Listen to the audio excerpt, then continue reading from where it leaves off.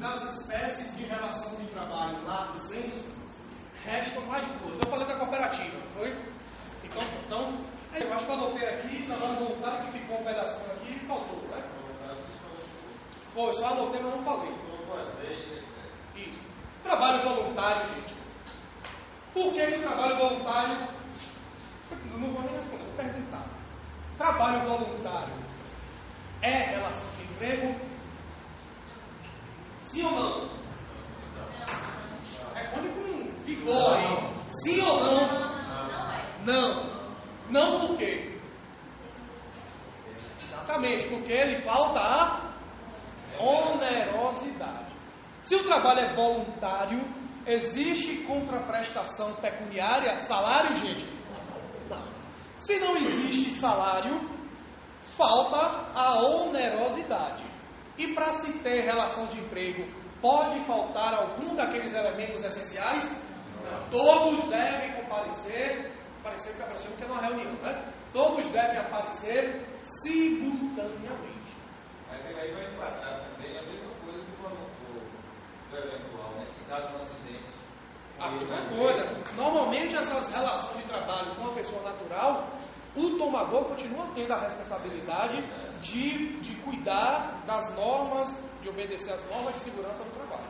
Então a pessoa contrata um cara para fazer um trabalho voluntário numa mina de subsolo. Aí não forneço ao cara nenhum equipamento. Gente, trabalho voluntário é tirar os fios desencapados que estão aí. Como é? Faz assim mesmo, mete a mão lá e vê. Se morrer, morreu. Se não morrer. Lixo hospitalar, nós somos uma ONG aí, que a gente retira lixo hospitalar. Como é que faz aí? Tira a mão. Furar uma seringa contaminada com HIV é assim mesmo. Não tem nada a ver não. Que é voluntário, tá aí porque quer. Pois é. Tá aí porque quer, podia estar em casa com a família, veio até ajudar porque quis. Agora, assuma. Não. Então continua assim, sendo a responsabilidade. Essas duas figuras que a gente vai falar agora são duas situações que basicamente é o estudo da lei. Então, o ideal era que todo mundo tivesse aí com o Vadimeco, porque vai ser um pouquinho lida a aula hoje. Só hoje, viu? Só hoje. Depois não sai se queixando aí, a professora vem passar já para ficar lendo lei, se fosse para ler, eu li em casa, não precisava nem vir aqui. Não é assim que vocês falam? Não é não? É quase assim, né? Depende da habitualidade, né? Se fosse uma vezinha, perdoa. Se for toda aula assim... Primeiro, trabalho voluntário. Professor Sebastião, a gente queria aqui fazer uma reclamação, porque o professor de Direito do Trabalho não dá aula não. Não tem que ele faz, não, só ler. Lá para a gente pegar um slide técnico e ficar acompanhando a leitura dele. Só isso, o dia todo. É porque a lei é tão clara. Sim, se eu for ficar falando, eu vou estar só enganando vocês. Eu vou estar repetindo a letra da lei, vocês vão ficar parecendo, pô, o professor sabe. Não, você não, só estou repetindo o que está na lei. Então você já sabe, trabalho voluntário é aquele que falta a onerosidade. Nos seus dois aspectos, o que é mais importante, porque tanto no aspecto objetivo, a gente não identifica a onerosidade pela simples ausência de remuneração. E subjetivamente também não há onerosidade porque a intenção do prestador de serviços é por acaso receber algum valor, gente? Algum salário? Não. Ele só quer ajudar porque ele é uma boa pessoa, altruísta. Pensa no próximo. E existe trabalho voluntário com bom preço, gente? O cara chega lá, trabalho voluntário com bom preço. Eu estou estressado, tenho pena dos consumidores, aí chego lá no bom preço, vejo uma galera lá pegando a fila, e aí mexo ali no caixa e começo a ajudar. Não, vou fazer um trabalho voluntário com bom preço aqui, vou diminuir essas filas à espera do consumidor. E começo a providenciar, a embalar tudo, empacotar tudo. Será que se configuraria o trabalho voluntário com bom preço? Nesse caso, objetivamente falando, tem onerosidade? Não haverá onerosidade porque não estou recebendo nada. Mas, se a gente for partir de um critério de razoabilidade, parece ser razoável presumir que qualquer pessoa que esteja prestando serviço por bom preço com a anuência do bom preço, está no mínimo esperando ser remunerado por isso. Então abram aí no artigo 1º. Já tira essa primeira dúvida da gente. Ó. Lei 9.608 de 98. Considera-se serviço voluntário, para os fins desta lei, a atividade não remunerada, obviamente, já que é sem onerosidade, prestada por pessoa física a entidade pública de qualquer natureza ou a instituição privada de fins não lucrativos, que tenha objetivos cívicos, culturais, educacionais, científicos, recreativos ou de assistência social, inclusive mutualidade. Então vejam, essa pergunta: é possível trabalho voluntário para o bom preço? Porque o bom preço é pessoa física, é? Ou porque o bom preço é entidade privada? É esse o argumento? O bom preço é entidade privada? Então pode prestar serviço voluntário para entidade privada? Pode ou não? Desde que não tenha intuito lucrativo. Então provavelmente uma fundação, uma associação, uma organização religiosa, seria possível. Sociedade empresária e EIRELI, fora, né? Porque visam ao lucro. Essas áreas de atuação, instituição pública, não tem dúvida, né?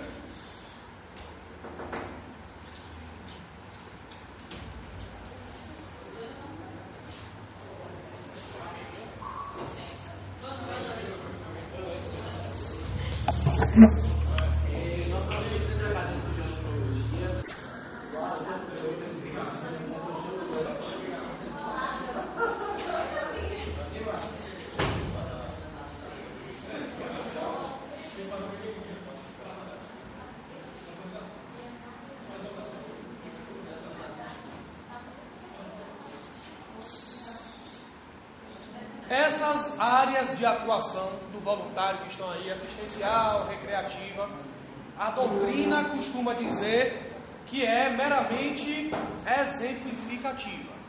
Não é um rol exaustivo aí não. Apesar de que praticamente toda e qualquer possibilidade de serviço voluntário, acredito que a gente consiga enquadrar em uma dessas daí. Mas não é exaustiva não. A gente já sabia que não formava vínculo de emprego porque faltaria um dos elementos essenciais, a onerosidade. Mas, para se espancar todo tipo de dúvida, o parágrafo único diz o quê? O serviço voluntário não gera vínculo empregatício, nem obrigação de natureza trabalhista, previdenciária ou afim. Não precisava nem dizer isso. Previdenciária é óbvio porque não tem renda. O cara só vai à previdência, só quer tomar dinheiro de quem está ganhando, né? E aí? E a responsabilidade do trabalho voluntário no caso de acidentes? Empregador, não empregador, do tomador de serviço. Ele disse que não gera vínculo empregatício, mas ele excluiu a responsabilidade civil do tomador aí? Não se falou nada em responsabilidade civil. Não, mesmo.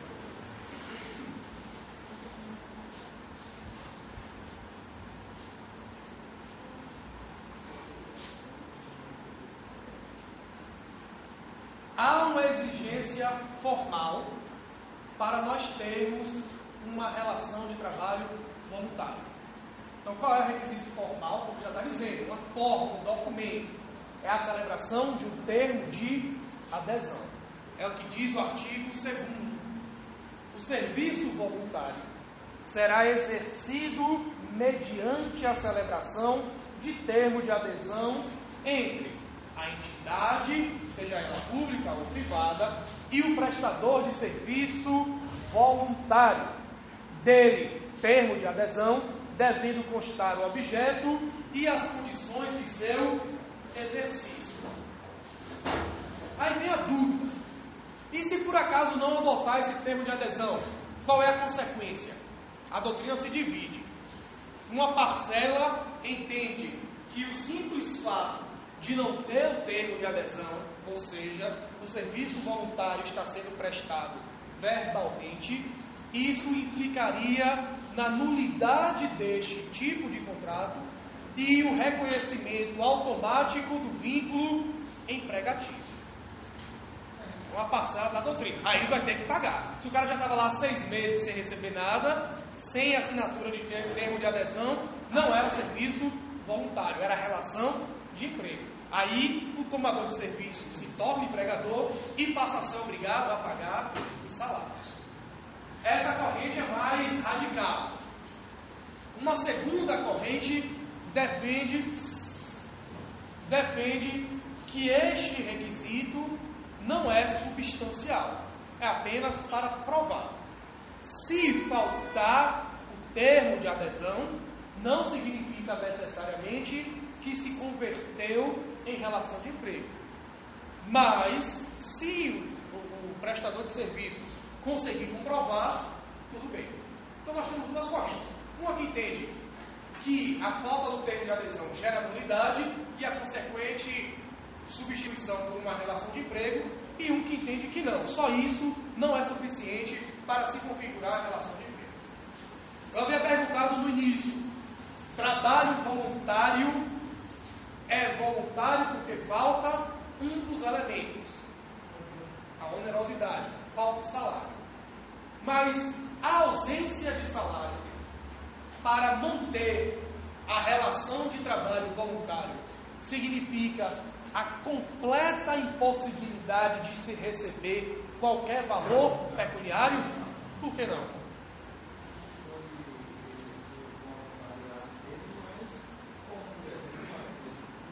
Exatamente. Imagine que dentro dessa atividade de serviço voluntário, a gente precise se deslocar para a Anagé. O fato de a instituição pública ou privada sem fins lucrativos custear o transporte, a hospedagem e alimentação para a realização, estritamente para a realização dessa atividade voluntária, se configuraria em salário e, portanto, converteria esta relação em relação de emprego?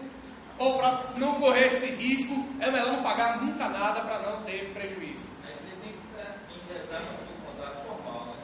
A vantagem de ter um termo de adesão é para isso, porque se por acaso necessitar ressarcir, isso já viria previsto no próprio termo de adesão. Mas não é exatamente essa pergunta. A pergunta é, pode ter esse tipo de custeio, de ajuda, ou isso é um risco para transformar a atividade em relação de emprego?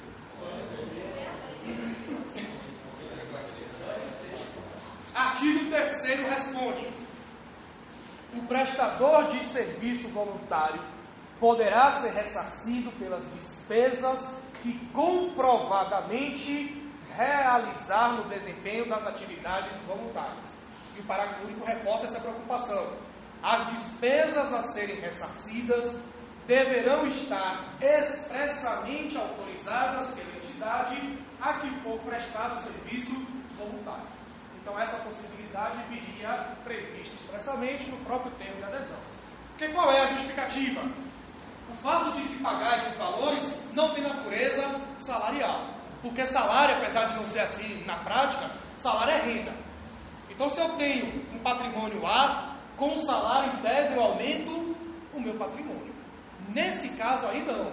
Eu estou prestando o serviço voluntariamente e em razão unicamente dele, eu tive um gasto com alimentação, com viagem e com hospedagem.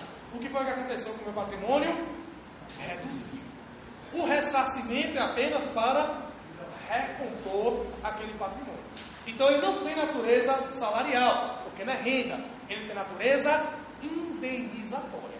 E se tem natureza indenizatória, nem imposto de renda, nem contribuição previdenciária incide sobre essas parcelas. Me chamou a atenção na palavra expressamente. É o termo de adesão. Tem que vir o termo de adesão. Porque se não vier nada expresso, a gente pode começar a camuflar, né? Com a relação de emprego, sob aí a fantasia de uma prestação de serviço voluntário. Né? Então, uma leizinha simples, né? Mas, o que acontece? Conquista tem, né? Tabuna tem, Salvador tem, São Paulo tem, Barra do Jossa deve ter. Então, o serviço voluntário está aí o tempo todo. Então, pode sim pagar, não tem problema nenhum. Última figura que não é relação de emprego. Paradoxalmente, de todas as figuras que não se confundem com a relação de emprego, sendo, portanto, relação de trabalho, sempre falta ou faltam alguns dos elementos da relação de emprego. O fato é que em todas as outras relações de trabalho que nós abordamos, nunca estão presentes de forma cumulativa todos aqueles 5 elementos: prestado por pessoa física, onerosidade, pessoalidade, não eventualidade e subordinação. Sempre faltam eles. O maior problema da relação de trabalho-estágio é que, no aspecto fático, se a gente for analisar no plano fático, todos esses elementos aparecem.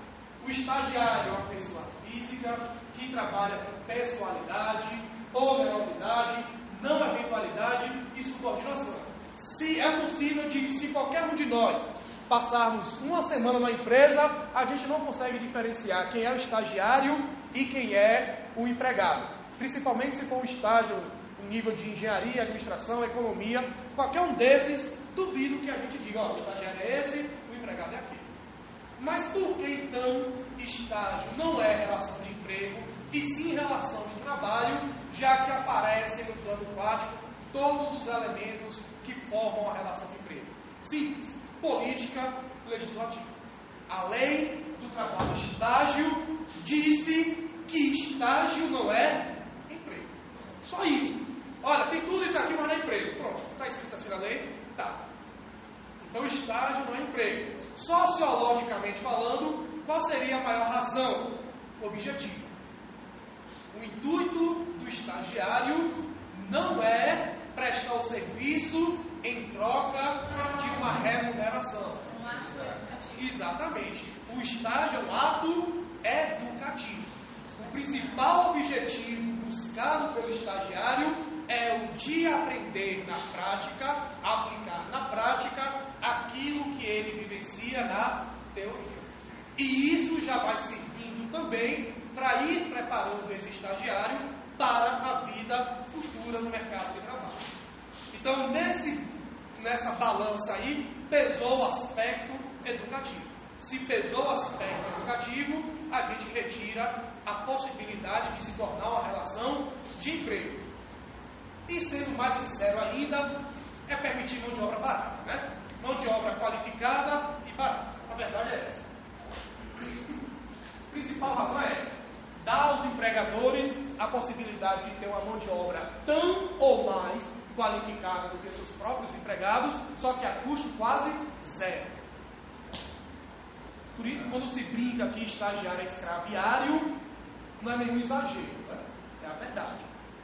E o principal, bancada pela lei, né? O salário do estagiário. Aí vem a primeira questão técnica. Estagiário é empregado? Não. Tem salário? Tem. Não. Salário é direito de quem, E gente? ajuda de custo. E ajuda de custo, né? Bolsa. Bolsa de custo.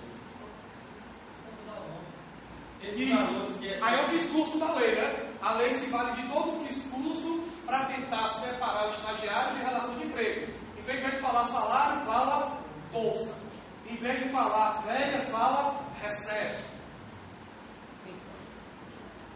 o valor que esse preço paga para o estagiário. A lei não define. Ele incide encargos? Depende do valor, sim. Encargo para quê? Esse desconto disso, do INSS? Não, porque o estagiário é considerado segurado facultativo. Só se ele for lá e se inscrever pela previdência. Mais barato, você fica com mão de obra.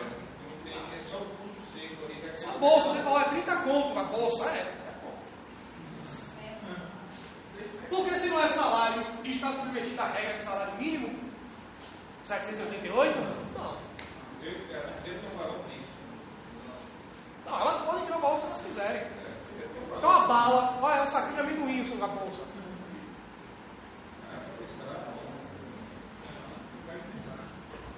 primeiro lugar que o estágio, a bolsa auxílio é de 1.000, 1.200, 1.300, 1.500. Acho que na Coelba mesmo o valor bom. Acho que é isso aí mesmo.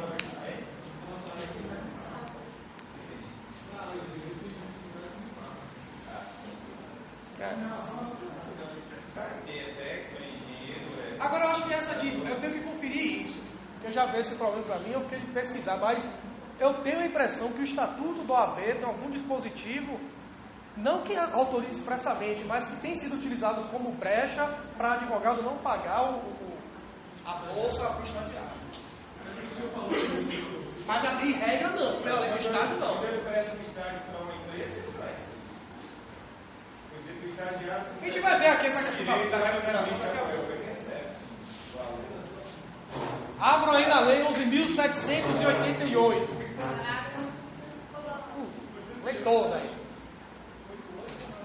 11.788. Opa, peraí.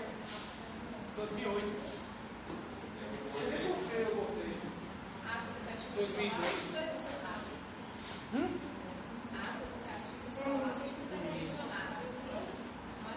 Ainda tem isso, não é supervisionado. Esses estágios todos de advogado não tem ninguém supervisionando. Vocês vão ver os requisitos aqui, gente. Tudo isso que a gente chama de estágio, nenhum é estágio. Nem esse de fórum, nem nenhum é estágio. Se a gente for levar ao pé da letra a lei, 100 de 100 estágios estão irregulares.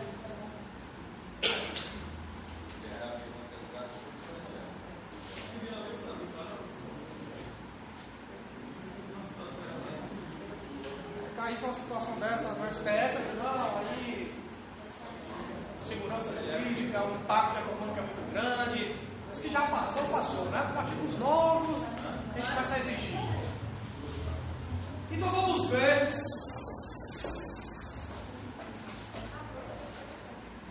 Vamos ver o artigo 1º da lei. Como a gente havia falado, o principal objeto do estágio já vem apresentado logo no seu primeiro artigo. Percebam, ó, estágio é ato educativo escolar supervisionado, desenvolvido no ambiente de trabalho, que visa a preparação para o trabalho produtivo de educandos que estejam frequentando o ensino regular em instituições de educação superior, de educação profissional, de ensino médio, de educação especial e dos anos finais do ensino fundamental na modalidade profissional da educação de jovens e adultos. Então já vem vamos quebrar o primeiro tabu. Somente curso superior pode fazer estágio?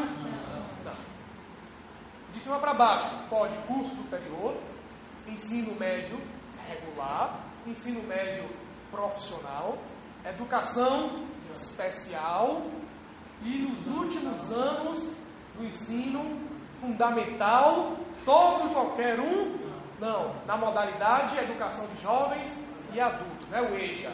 Normalmente é uma pessoa mais velha que, por alguma razão, não teve a possibilidade de finalizar o ensino fundamental e que se vale dessa modalidade para então ter acesso à educação. Todos eles estão autorizados a ter uma relação de estágio. Difícil é preencher um dos requisitos que a gente vai ver daqui a pouco. A compatibilidade entre o que se aprende e o que se aplica na prática. Porque aqui no ensino fundamental, para aplicar, vai ser meio complicado. Né? Então, o parágrafo 1º simplesmente vai esclarecer um ponto que a gente vai falar daqui a pouco. O estágio faz parte do projeto pedagógico do curso, além de integrar o itinerário formativo do educando. Todo o artigo insistindo nesse discurso. O parágrafo 2º, por sua vez, diz que o estágio visa o aprendizado de competências próprias da atividade profissional e a contextualização curricular, objetivando o desenvolvimento do educando para a vida cidadã e para o trabalho. Espécies de estágio. Nós temos 3 espécies de estágio. O estágio obrigatório, o estágio não obrigatório e o estágio por equiparação. Na linguagem da lei recente, na linguagem da lei anterior, o que a gente chama hoje de estágio obrigatório na lei anterior era estágio curricular. O que a gente chama, pela lei nova, de estágio não obrigatório, pela lei anterior, era o estágio extracurricular. E qual a diferença entre eles? O nome já diz, o estágio obrigatório é aquele que aparece no plano pedagógico do curso da instituição de ensino como sendo requisito necessário para a obtenção do tão sonhado diploma. Aqui vocês têm estágio obrigatório? Tem, o núcleo, né? Dá para formar sem passar pelo núcleo? Não. Então é essencial realizar a parte prática para que se possa então formar. O estágio não obrigatório, como o próprio nome já diz, não aparece como sendo requisito necessário na grade do curso para a obtenção do diploma. Em tese, a pessoa faz se quiser, achar que tem que fazer. Esse é o estágio extracurricular, mas que de qualquer forma acaba servindo para a instituição de ensino. E o estágio por equiparação, como já disse, não é propriamente o estágio. É alguma coisa que você vai fazer e que de alguma forma vai servir para convalidar no estágio. Pode ser um projeto de iniciação científica, pode ser um projeto de extensão, participação num grupo de pesquisa. Tem alguma possibilidade de convalidar o núcleo aí? Acho que tem, não tem? Acho que quem já faz um estágio não obrigatório, se tiver uma declaração do tomador de serviço, acho que convalida um dos núcleos. A depender da situação, se a pessoa tiver filho, não precisa preencher o núcleo, não precisa participar. Então já são outras situações que, se a instituição de ensino convalida, na prática é a mesma coisa de você ter feito o estágio, só que por equiparação. Fez uma outra coisa que serviu para complementar, para substituir o estágio. Tem que ver aí no projeto que é que pode convalidar, né? Mas eu sei que tem algumas situações aqui na Paimona. Quem? Então a atividade policial serve para convalidar o núcleo aqui, o estágio obrigatório. Na prática, é como se a atividade profissional policial tivesse servido como estágio por equiparação. Isso o quê? A instituição de ensino, eu não sei se existe uma diretriz do MEC determinando que só isso, isso, aquilo pode. Mas, em tese, a instituição de ensino tem certa margem de liberdade para definir o que pode servir para convalidar o estágio obrigatório. Acho que isso vai muito de curso.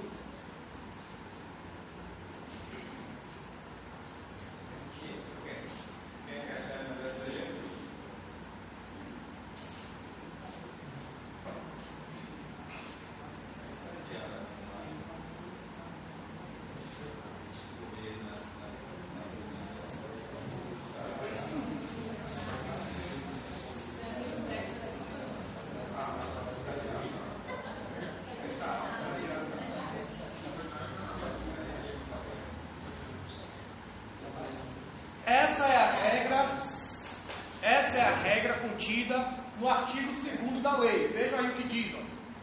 O estágio pode ser obrigatório ou não obrigatório, conforme determinação das diretrizes curriculares da etapa, modalidade e área de ensino e do projeto pedagógico do curso. Alguns cursos vão determinar que a parte de estágio obrigatório tem uma carga horária muito superior de direito, por exemplo, o que é um contrassenso, né? O curso de direito ele é evidentemente prático, mas aqui, em todo lugar, a gente acaba tendo mais horas destinadas à parte teórica, né? Ninguém fez núcleo ainda, né? Já passou da metade. Já passou da metade do curso. O primeiro dia de aula era exatamente, o meio das férias foi exatamente, não, tem que terminar esse semestre, não são férias, tá certo. Mas estou na metade do curso e ainda não fizeram isso, né? É obrigatório a partir do 7º. Estágio obrigatório é aquele definido como tal, como obrigatório, no projeto do curso, cuja carga horária é requisito para aprovação e obtenção de diploma. Então, nada além do que a gente já tinha falado. Parágrafo 2º. Estágio não obrigatório é aquele desenvolvido como atividade opcional, acrescida à carga horária regular e obrigatória. Então, aqui na faculdade, eles acabam permitindo também que o estágio não obrigatório convalide o estágio obrigatório. Eu acho que um pode. Eu tenho quase certeza de que um núcleo, você pode, uma disciplina de núcleo, vocês podem deixar de fazer se já estiverem fazendo o estágio não obrigatório.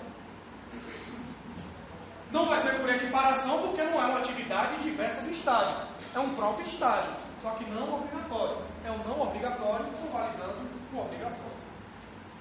E o parágrafo 3º diz que as atividades de extensão, de monitorias e de iniciação científica na educação superior desenvolvidas pelo estudante somente poderão ser equiparadas ao estágio em caso de previsão do projeto pedagógico do curso. Então, se o projeto pedagógico do curso trouxer a previsão de que a realização durante 6 meses em projeto de iniciação científica convalida um núcleo, ela não fez nada mais do que dizer a realização de uma atividade diferente serviu como estágio. Portanto, foi uma espécie de estágio por equiparação.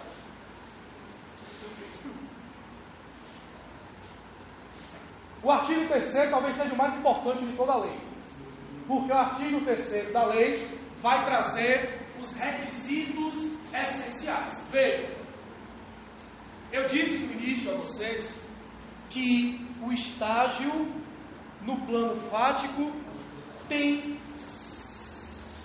os mesmos elementos da relação de emprego e que só não seria considerado emprego porque a lei do estágio assim determinou. Mas a lei do estágio traz alguns requisitos. Olha, para ser efetivamente estágio, tem que cumprir A, B, C, D e E. Se não cumprir esses requisitos, qual é o efeito mais óbvio? Conversão em relação de emprego, porque já é, na prática já é emprego, mas por uma questão jurídica, não.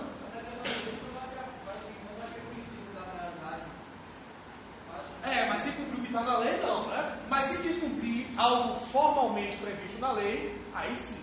Aí surge o princípio da primazia da realidade. O cara não é estágio, coisa nenhuma. O cara é relação de emprego. É até mais fácil de provar, porque você não teria que comprovar a coexistência daqueles 5 elementos, porque eles já estão lá. Você só teria que comprovar a não obediência aos requisitos formais do estágio. Então vamos lá, artigo 3º.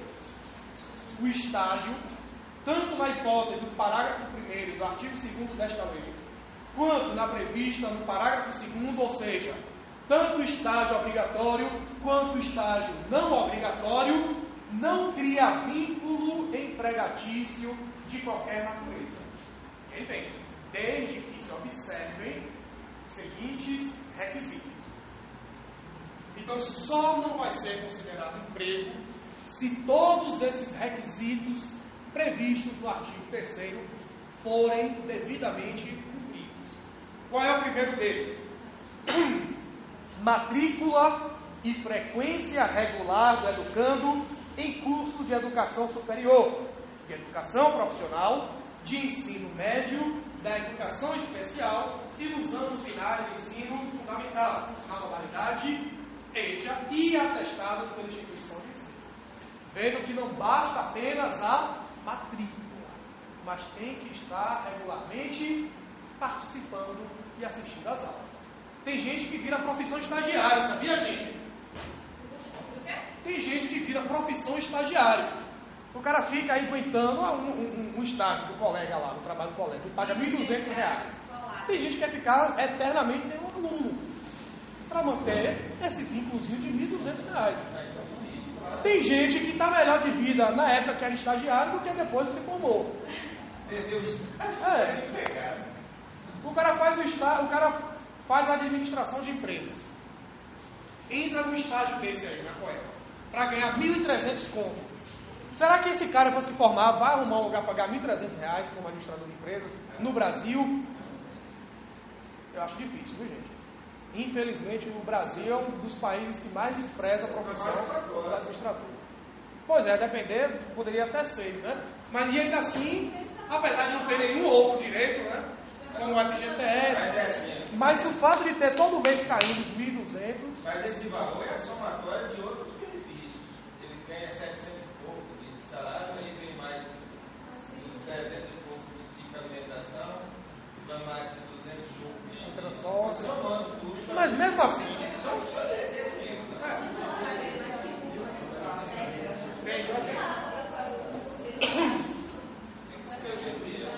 Então vejam, isso porque aqui em Vitória da Conquista. Provavelmente em São Paulo o estagiário deve ganhar mais, né?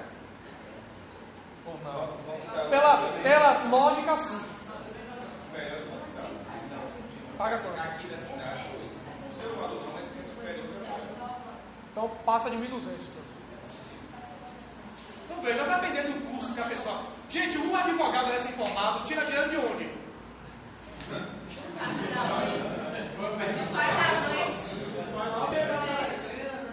Se não conseguir de cara um vínculo no escritório já montado, se ele for na cara e na coragem, ele tem que torcer para ter um contratozinho firmado de prestação de serviço, de consultoria com uma empresa X, para cair todo mês 500, 600, 800, 1.000, 1.200.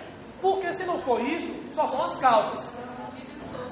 Dependendo da área que o cara atue, o cara não cobra antes. O cara fica dependendo do sucesso na causa. Principalmente se for causa trabalhista. Causa trabalhista já se foi o tempo que uma causa de bancária era de 2 milhões. Então o advogado matava 20% disso. Dá quanto aí? 400 mil, né?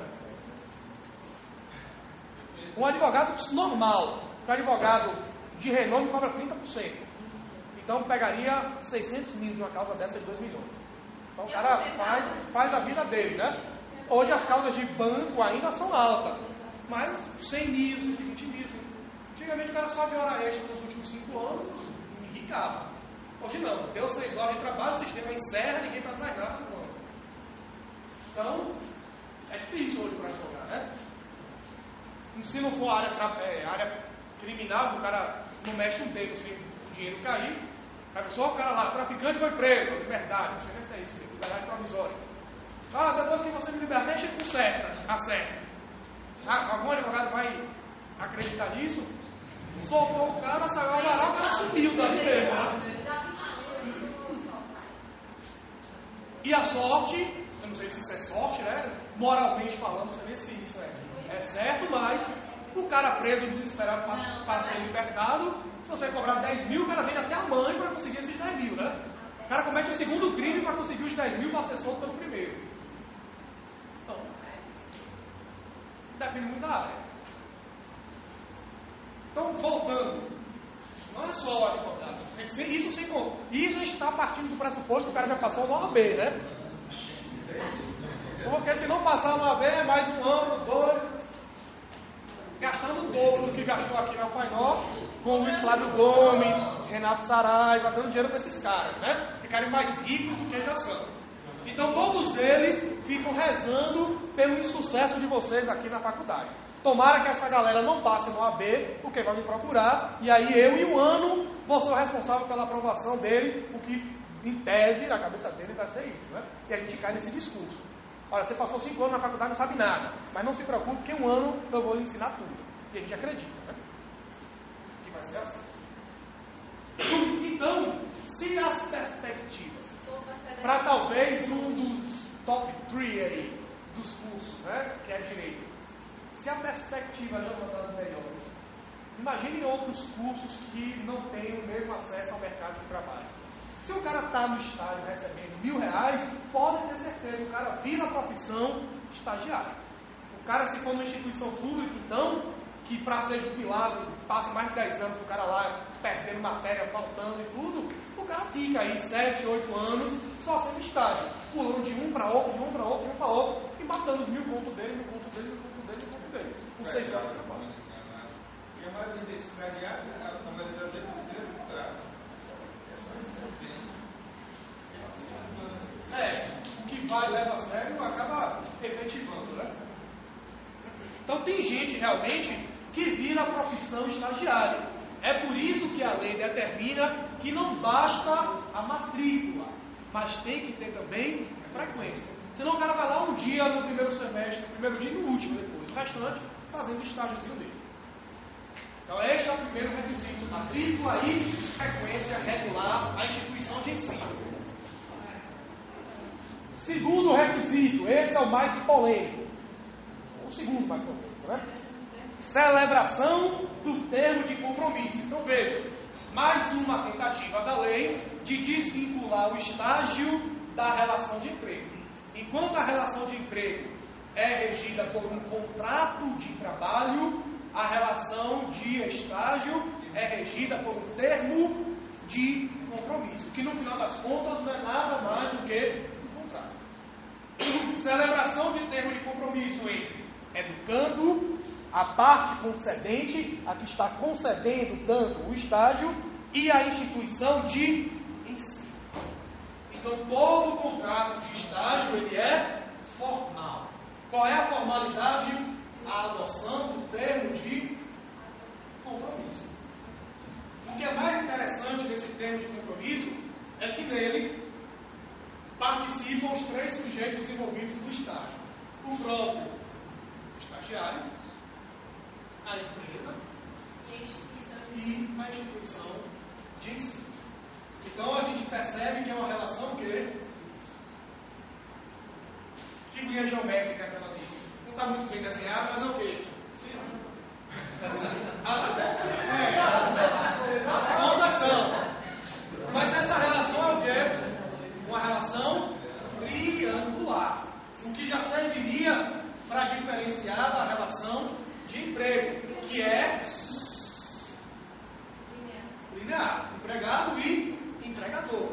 Na relação de estágio surge uma terceira pessoa, a instituição de ensino. Então o termo de compromisso tem que ser assinado pelas três partes. E o que deve conter esse termo de compromisso? Tudo que? Jornada do estagiário, quais as atividades que ele irá realizar no estágio, se a instituição de ensino adota semanas de prova, qual é o dia do início do semestre letivo, qual é o último dia do semestre letivo, para que se saiba quando serão as férias e que por conta disso o recesso coincida com essas férias. Qual o valor da bolsa, se for estágio não obrigatório? Qual o valor? Tem direito a reduzir pelo menos a metade. Por isso que é importante botar no calendário quando se terá a semana de prova. Qual o valor da bolsa, auxílio, do auxílio transporte, qualquer outra verba que por acaso venha a ter. Quem a empresa concedente está indicando como preceptor daquele estagiário. Quem a instituição de ensino está indicando como supervisor desse estágio. Toda instituição de ensino tem que indicar o professor. Então, em tese, todo mundo que é estagiário aí, um professor da FAINOL, da UES ou da FTC, está sendo responsável pela supervisão desse estágio, exigindo relatórios semestralmente. Alguém já apresentou algum relatório semestralmente aí, sendo estagiário? Então, Pois é. Nenhum preceptor, né? Olha, fulano, aqui é a nossa empresa, tem ele, quem vai lhe orientar é esse daqui. E o cara está lá todo dia, não, faça assim, preencha a petição assim, usa esse argumento é melhor, o juiz gosta mais disso, usa... Tem alguém ensinando? Então,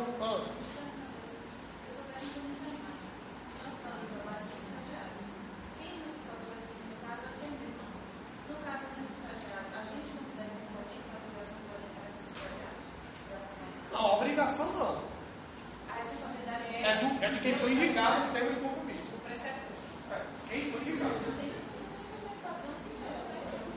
Tudo sobra inglês ver, né? Na verdade, na prática isso funciona. A responsabilidade de quem foi indicado para supervisionar. Um técnico poderia ser indicado para supervisionar? Claro, um profissional. supervisor, então, é aquele que faz o profissional. É da empresa. Tem tanto o que vai orientar o preceptor e que acaba supervisionando lá a atividade em si, e tem um professor indicado pela instituição de ensino para supervisionar o estágio como um todo, a relação do estágio.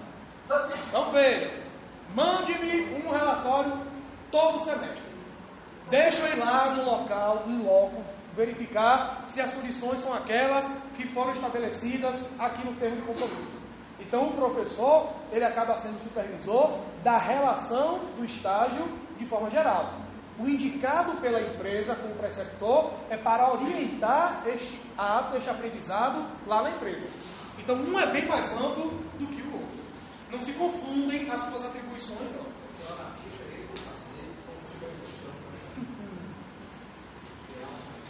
Pela empresa concedente. Pela empresa. Não, então está certo, é isso mesmo.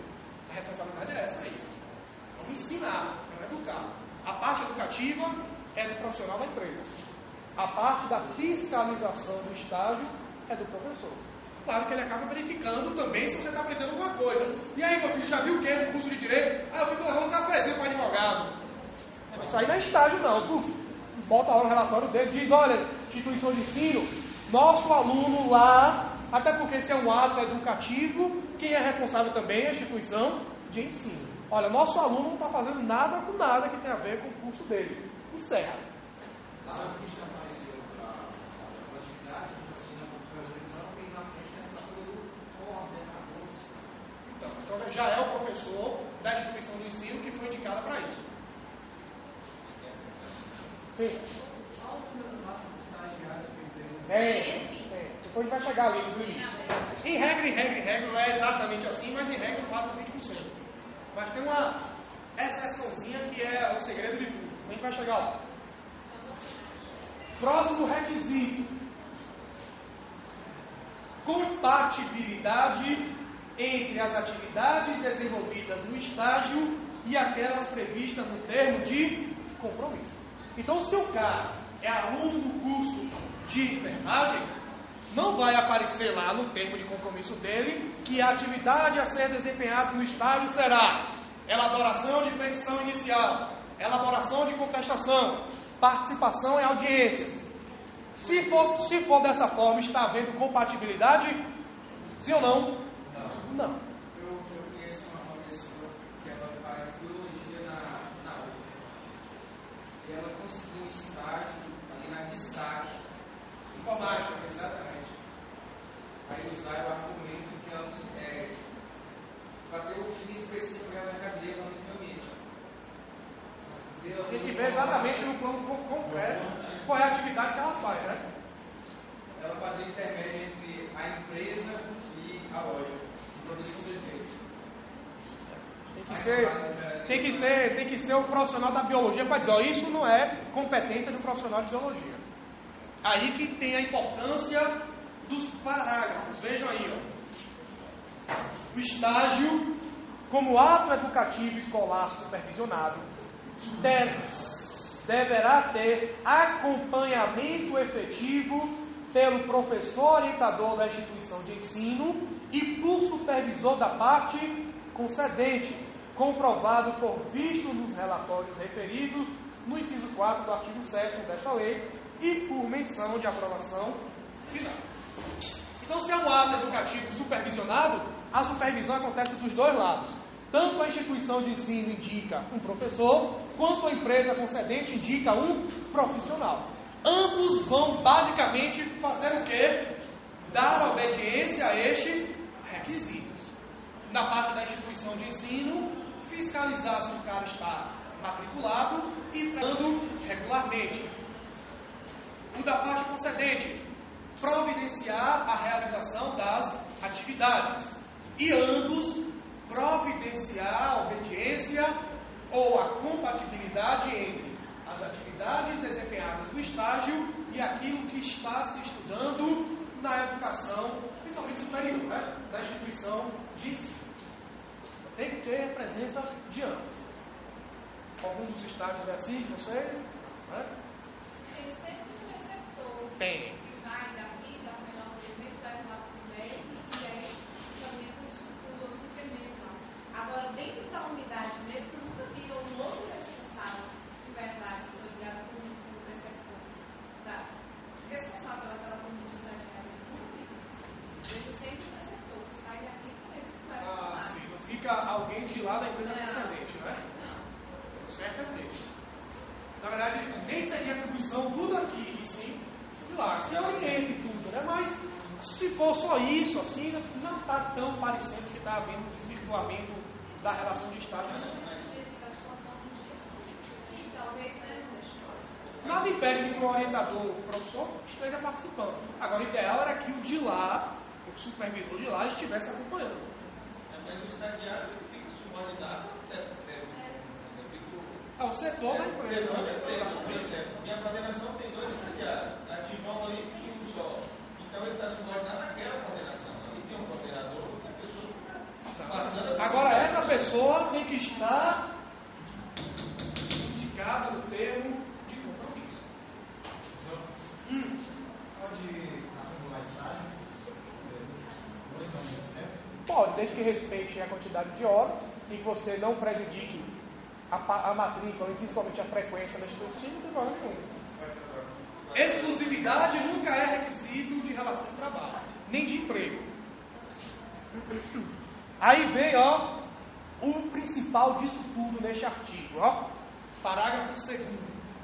O descumprimento de qualquer dos incisos deste artigo, ou de qualquer, consequência, o descumprimento de qualquer dos incisos deste artigo, ou de qualquer obrigação contida no termo de compromisso, ou seja, o descumprimento de qualquer um desses requisitos essenciais da relação de estágio, caracteriza vínculo de emprego do educando com a parte concedente do estágio, para todos os fins da legislação trabalhista e previdenciária.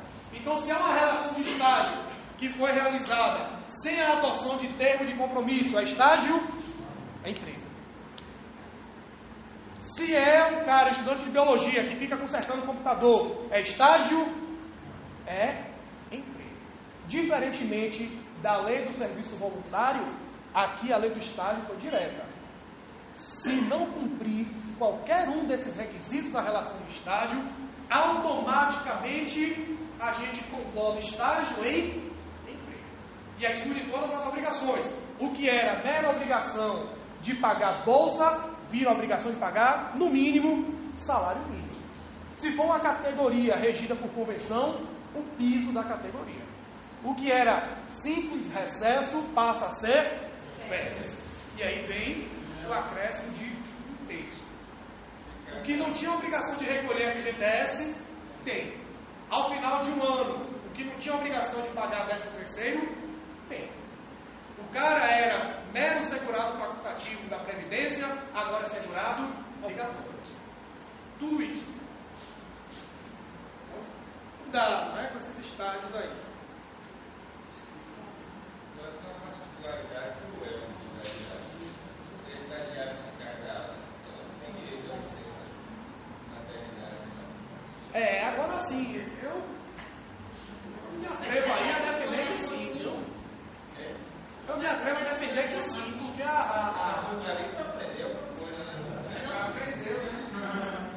porque o que traz a estabilidade da gestante é o ABCT, Ato de Disposições Constitucionais Transitórias. E lá não especifica dizendo exatamente que é a relação de emprego. E o STF vem decidindo cada vez mais, fortalecendo cada vez mais o posicionamento de que a gestação, o objeto de proteção não é a gestante, a mulher trabalhadora. E sim, claro que acaba sendo, reflexamente, mas primordialmente a maternidade. É o instituto da maternidade que está sendo protegido. E aí o STF vem decidindo que até aquela relação mais precária que existe, como é, por exemplo, um cargo de livre nomeação e exoneração na administração pública, que é demissível ad nutum, então qualquer hora que o cara quiser, sem motivação nenhuma, bota para fora, até nesses o STF vem entendendo que se a nomeada que está no cargo de nomeação e exoneração, engravidar, está estável. 5 meses após o parto, somente aí que poderia a administração pública se livrar, né? Então, dá para a gente defender a partir daí que também no estágio, se a estagiária engravidar, principalmente se for um estágio não obrigatório, onde passa a ser obrigatória a bolsa. Ninguém sabe qual é o valor da bolsa e que tipo de necessidade com a bolsa tem a gestante. De repente, está servindo para seu próprio sustento.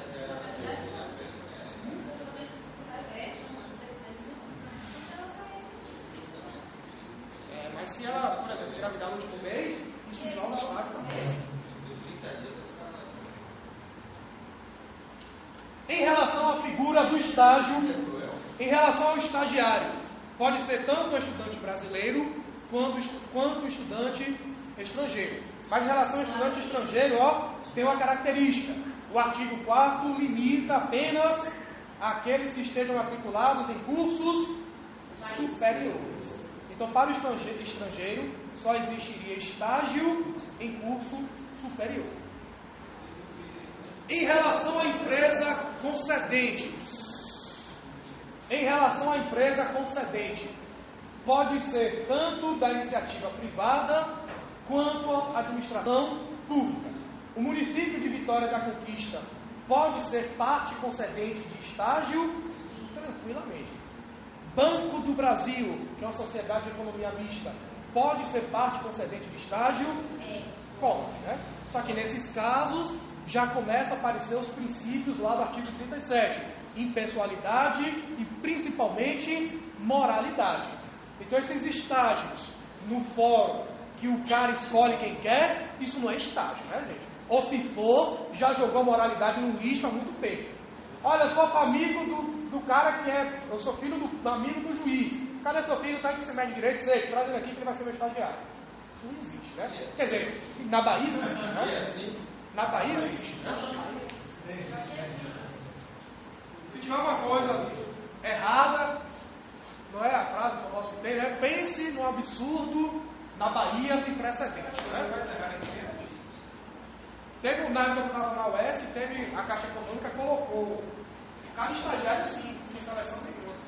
Aí, para treinar, os colegas, a gente fez uma reclamação no CNJ, e o CNJ extinguiu todo o vínculo de estágio com todo mundo da Caixa Econômica de Ilhéus e mandou realizar uma seleçãozinha pública, para obedecer os princípios da moralidade e principalmente da impessoalidade. Só tinha os parentes, né, de alguém.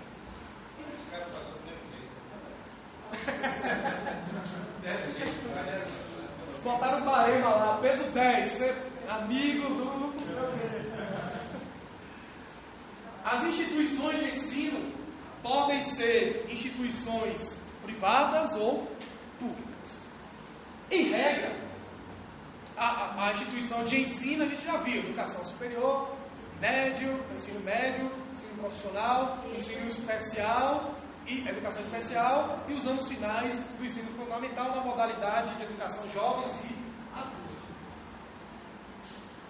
Regra geral, são esses 3 aqui. Mas as partes podem se valer de uma 4ª figura. São os chamados agentes de integração.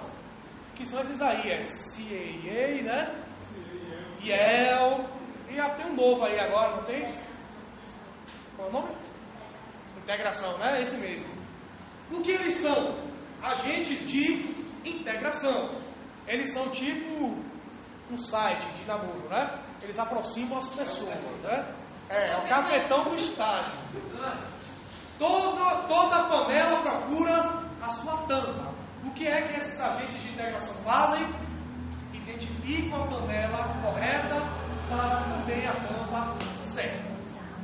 Então parece que se a função dele é indicar um estudante de direito para um estágio no setor jurídico, parece que ele começa a ter também responsabilidade.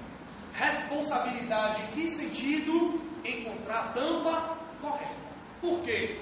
Porque se o agente de integração indica o estudante de biologia para ficar formatando o computador da destaque, o que aconteceu aí? O agente de integração foi responsável for fazer descumprir um dos requisitos da lei de estágio, que é qual? A compatibilidade entre aquilo que se vê no curso e as atividades que serão desempenhadas no estágio. Sim, e de que forma se concretiza essa responsabilidade? Se houver incompatibilidade de horário, se houver incompatibilidade de atividades, qual é o efeito? Vira emprego. Qual é a responsabilidade do agente de integração? Ele passa a ser solidariamente responsável pelo pagamento das verbas trabalhistas. Esse é o efeito prático. Então tem que ter cuidado, né? Não sei se esses agentes de integração estão cumprindo muito bem isso daí não, viu gente? Outra coisa, o agente de integração não pode cobrar 1 centavo do estudante para fazer essa integração. Para cadastrar, para mandar e-mail, para receber o currículo, para efetivar o estágio, tudo isso deve ser feito gratuitamente pelo agente de integração. Vai na empresa pode. Porque não pode ter estagiário. Vamos conseguir estágio bacana para você aí, R$10. Não pode. Se quem procura um agente de integração for a administração pública, como eu tenho integração IEL e CIEI, eu tenho concorrência. Se eu tenho concorrência, obviamente eu tenho que licitar. Então não dá para usar um desses mecanismos, olha, eu vou dispensar a licitação. Não dá, né? Eu tenho 3 agentes de integração querendo indicar gente para a administração pública e ganhar o dinheirinho da administração. Então eu tenho que licitar. Abrir o edital e escolher a modalidade. Né? Se quiser ter certeza de quem vai ganhar, faz uma carta convite. Né? Posso dividir lotes também e licitar os lotes. Não vejo muita lógica não, mas pode. Lote 1, agente de integração para estágios na área de ciências humanas. Lote 2, agente de integração para indicação de estágio na área de ciências, sei lá, exatas. Poderia.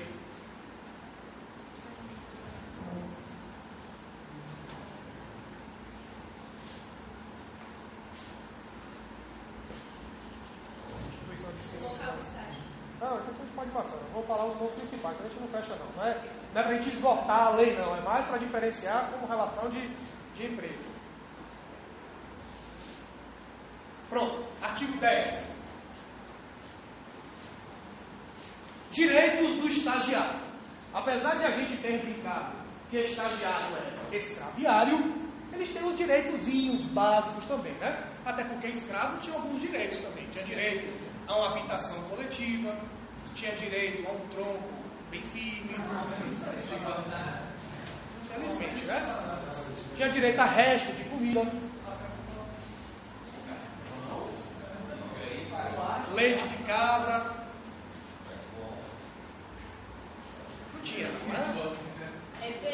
Até essa história de que feijoada veio do escravo deve ser mentira, né? Porque o cara fazer uma feijoada não é baratinho não, viu gente? Feijoada da casa. Jabá custa quase 20 conto um quilo. Então, já ficou caro fazer a feijoada, né? Se o cara for usar um feijãozinho bom, um feijão café, dá R$7 um quilo de feijão, 6, 7. Então não é um pratinho assim para escravo comer, não.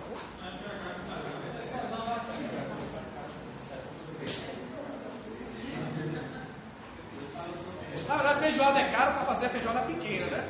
Porque também 100 conto de ingrediente de feijoada, acho que todo mundo aqui come um prato razoável.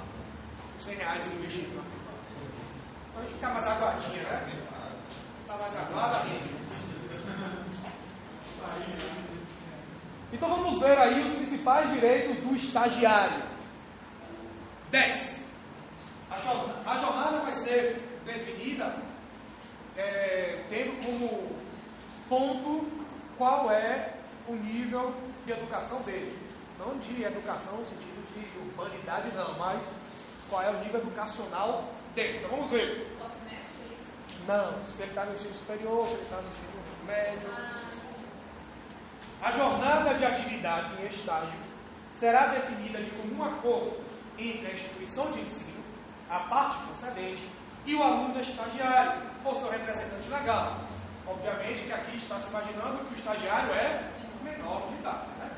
Devendo constar no termo de compromisso ser compatível com as atividades escolares. Isso a gente já tinha falado, que o termo de compromisso deve especificar exatamente quais são as atividades realizadas pelo estagiário.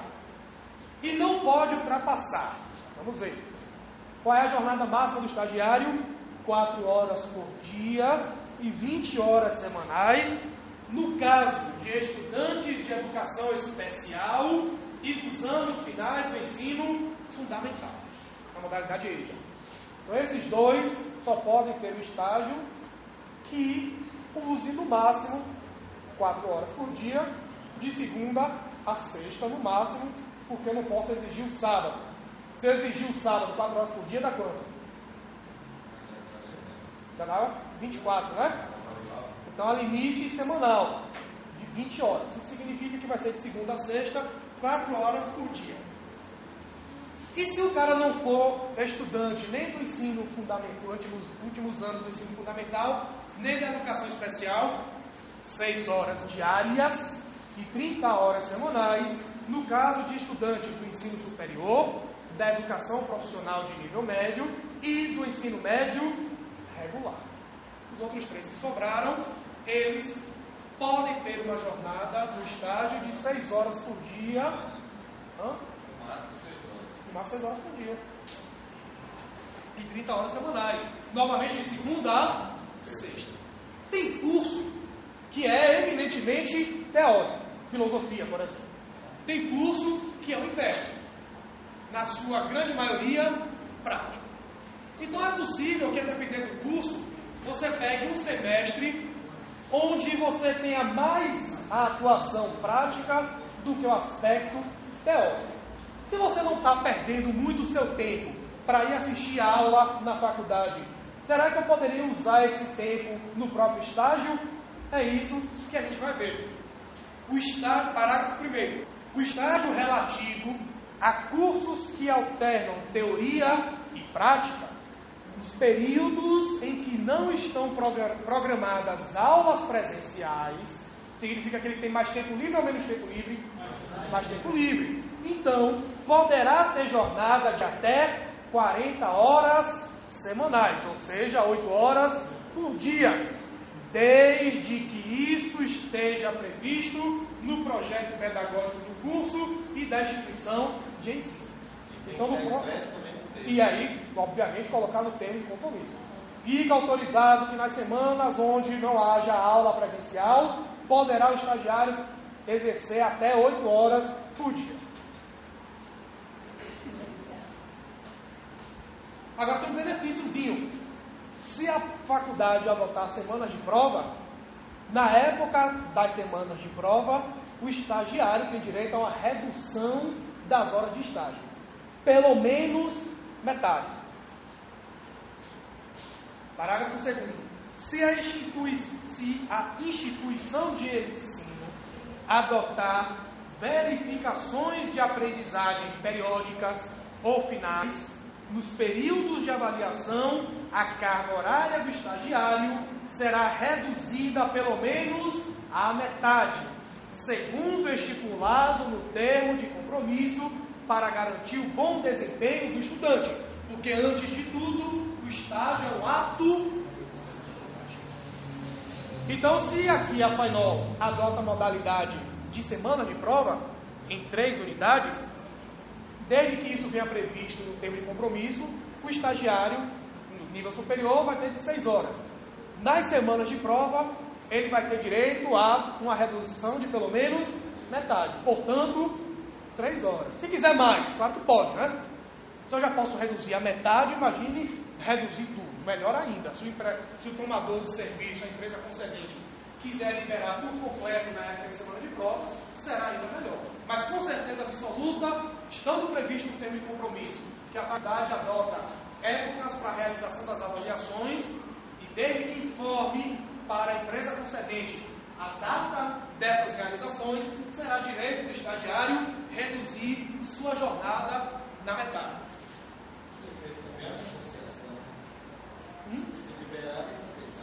Não pode, compensação de jornada não posso.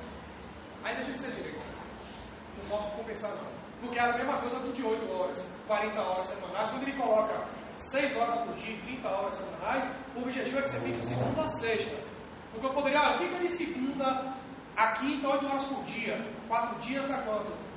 32. Aí vamos fazer o seguinte, de segunda a quarta você fica 8 horas por dia e na quinta você fica 6, que aí você não trabalha sexta. Não posso. A compensação de horário eu não posso fazer com o estagiário.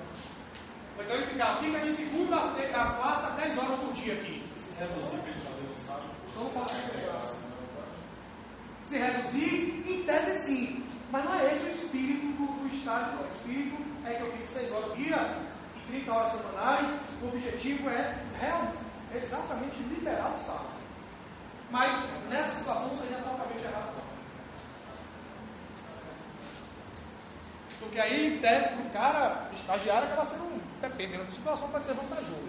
Eu acredito que não, mas pode ser que sim.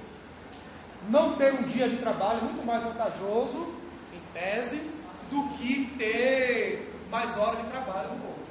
Porque tem menos horas de trabalho no outro, só que em vários dias.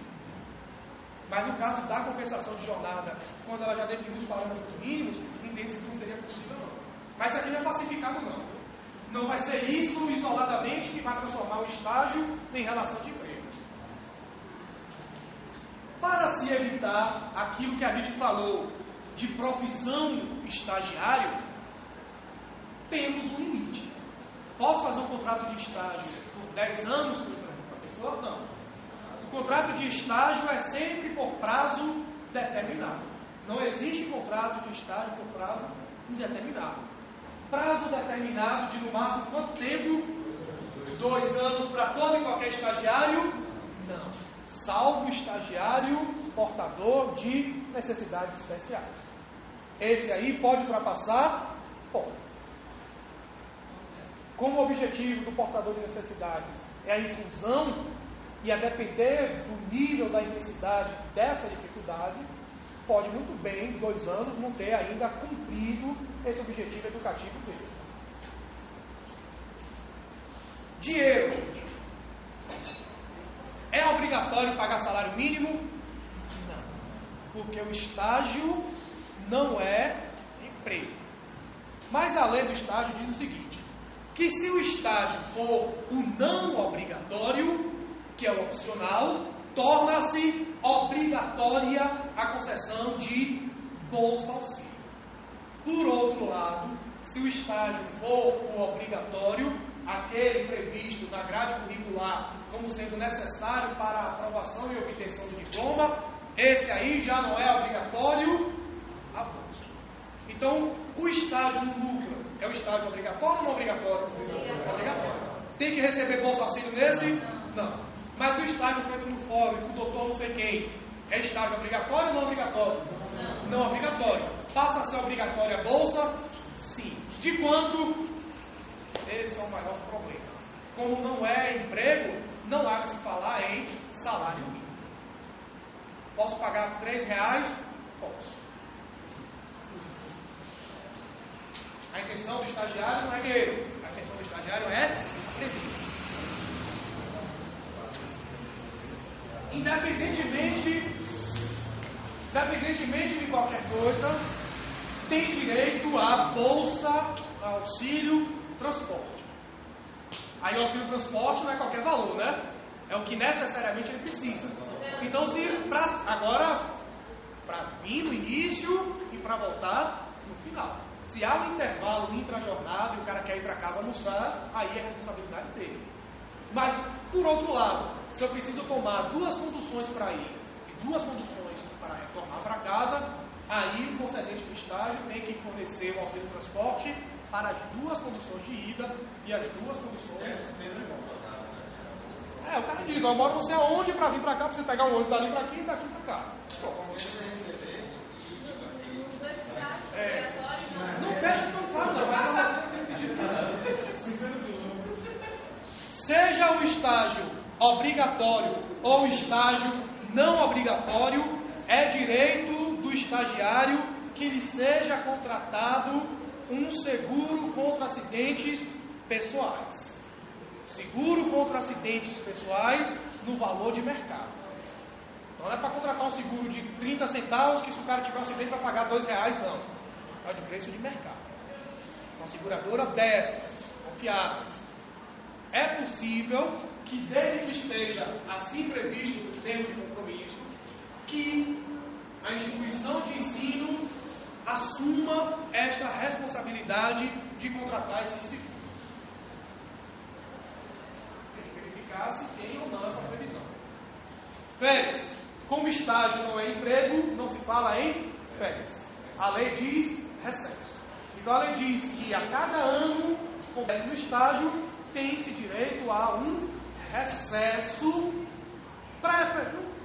A ideia é que seja essa, né? Não há uma imposição, mas que coincida essas férias com o recesso escolar.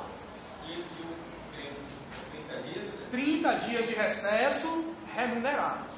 Então fico 30 dias sem ir lá, mas a bolsa auxílio eu continuo recebendo, com uma diferença em relação às férias do trabalhador. Não tem a incidência do 1/3 constitucional.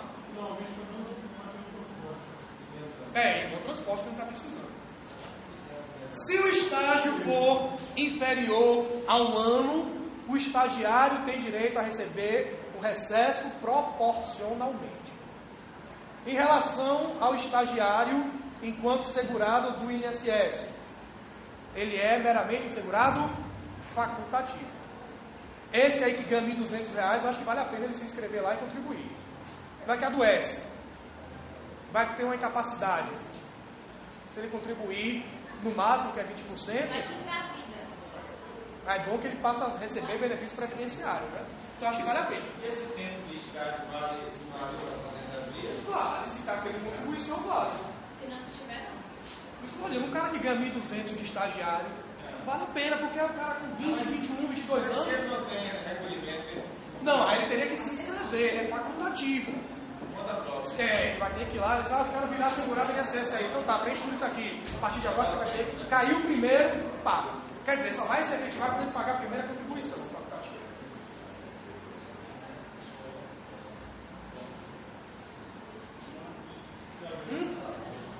Só vamos para uma parte aqui.